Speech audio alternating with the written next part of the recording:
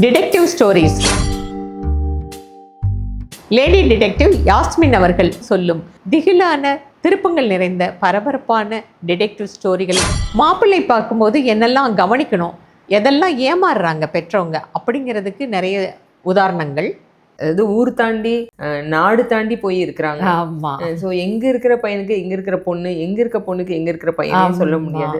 So அதனால சில ஃபேமிலியில பாத்தீங்கன்னா ஃபாரின்ல போய் அங்கேயே செட்டில் ஆகி இருக்கிறவங்களும் இருப்பாங்க. தன்னை பின்தொடர்ந்து யாரோ வர்றாங்க அப்படின்னு சொல்லிட்டு ஒரு பெண்மணி அவங்க அது சந்தேகம் கொள்றாங்க. எதனால் அவர்களுடைய வாழ்க்கை திகிலடையுது.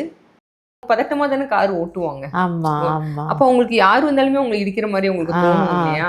அந்த மாதிரி ஏதாவது இருக்குமா? எல்லாருக்கும் அப்படிதான், சில பேருக்கு அப்படி தோணும். அந்த மாதிரி ஏதாவது இருக்குமோ சொல்லிட்டு, நீங்க இப்பதான் கார் ஓட்ட பழகிட்டீங்க. இல்ல மேடம், நான் 5-6 வருஷமா நான் செல்ஃப் டிரைவிங் தான். அப்பயே நீங்க எல்போட் பண்ண இல்லைங்க மேடம், ஒரு சேஃப்டிக்கு போட்டிருக்கேன்.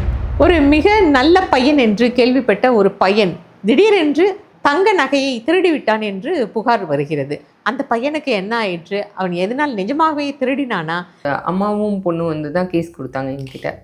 அம்மாவும் பொண்ணும் வந்து ரொம்ப அழுது வந்து கேஸ் கொடுத்தாங்க.